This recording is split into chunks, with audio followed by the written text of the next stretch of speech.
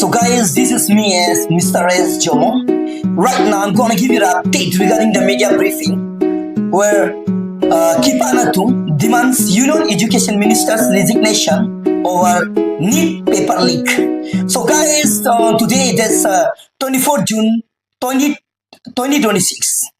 Itanagar City Congress Committee President Mr. Kipanatu has demanded the resignation of Union Education Minister Dharmendra Pradhan, holding him responsible for the alleged irregularities and paper leak in the NEET examination.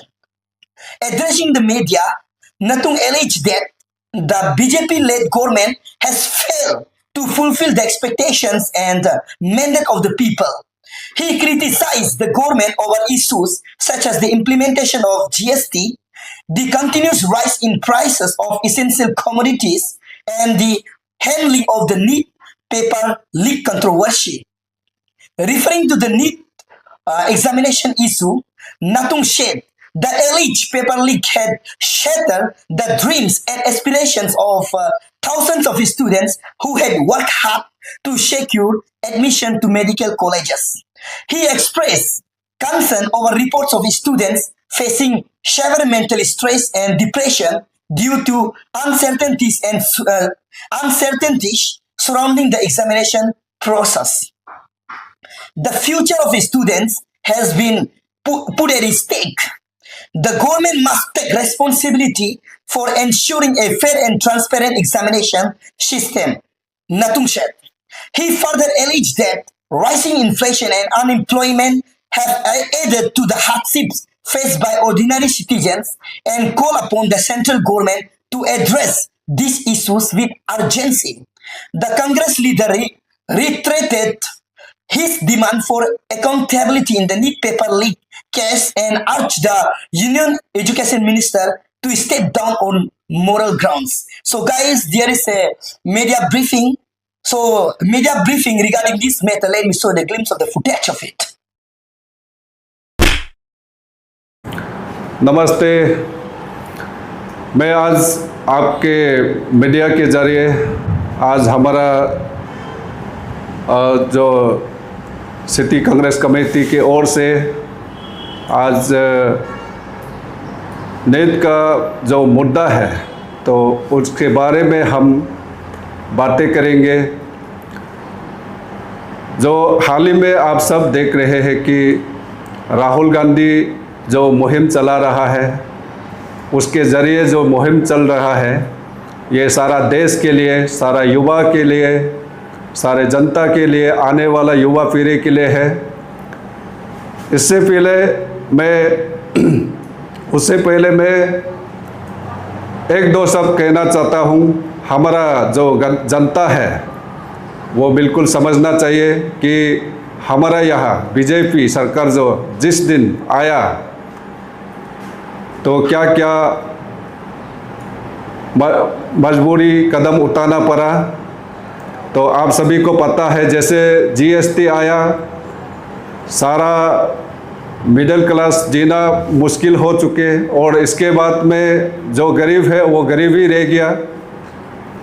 आज आप सभी को पता है कि देखिए होलोंगी से लेके बंडरदेवा तक और बंडरदेवा से लेके बस्ती, हर गांव का रास्ते पे देखो जितना वेंडर है, ये बीजेपी का कारण से है।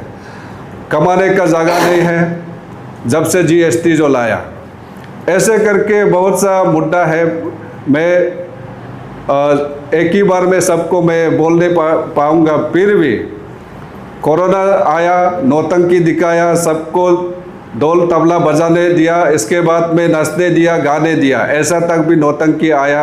आज देखिए जनता को समझना चाहिए कि गैस का रेट इतना हाई हो चुका है और गैस लेने के लिए इतना जो लंबा लाइन लगा के एक दो रात सोने का बाद में अपना बिस्तर को लेके रास्ता में बिछा के एक दो रात सोने का बाद एक गैस को ले पाता है। आज इतना तक स्थिति आ चुका है। तो आप देखिए जनता, ये सरकार सही है कि नहीं या गलत, ये सबको आप सब तय करना है आने वाला दिनों में, आपका ऊपर ही डिपेंड किया जाता है। इसके साथ में देखिए, छोटा छोटा चीज़ में आप लोग को हरासमेंट देता है, KYC जैसा बोलो कि साल साल में एक्टिव करना पड़ता है, नहीं तो आपका ATM ब्लॉक, ऐसा कुछ दिखाता है। इसके साथ देखिए आप पेपर लीकेज जो आया हमारा एफिसी जो कुछ सालों पहले चल रहा था, तो आज तक देखिए हमारा स्टेट में भी ऐसा प्रॉब्लम होके बैठ रहा है, माफिया सिस्टम हो रहा है। और आज भारतवर्ष में हमारा जो भारत का जो एजुकेशन जो शिक्षा मंत्री है वो माफिया कर रहा है आज इस देश में, तो हमारा आने वाला युवा पीढ़ी जो कैसा जी पाएगा, इसको नज़रअंदाज करते हुए जनता को बिल्कुल समझना है। आने वाला कल हमारा स्टेट में भी बहुत बड़ा प्रॉब्लम उठ सकता है, तो इसके लिए हमको कदम उठाना बहुत ज़रूरी है आने वाला दिनों में। इसके साथ में देखिए आपका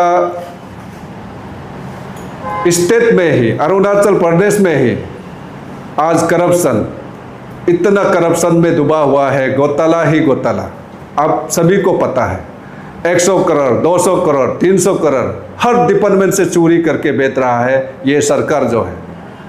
इसीलिए हम लोग का ये मांग रहेगा कि जो पद में है, जो शिक्षा मंत्री है इस देश का, जो शिक्षा मंत्री है वो अपने आप से इस्तीफा देना चाहिए और देने का जायज़ बनता है। मैं किसी और को नहीं बोल रहा हूँ, धर्मेंद्र प्रधान जी, आप अपने कुर्सी को, अपना पद को आप तुरंत छोड़ दें, मॉडल ग्राउंड में आप जल्दी छोड़ दें, यही आपका सही रहेगा। नहीं तो आगे हम सब जाग उठेगा और हम सब ये मुहिम को लेके चलते रहेंगे और सारा देश इसके खिलाफ चलते रहेंगे। इसके साथ मैं यहीं पे मैं अपने बातों को मैं ख़त्म करते हुए धन्यवाद।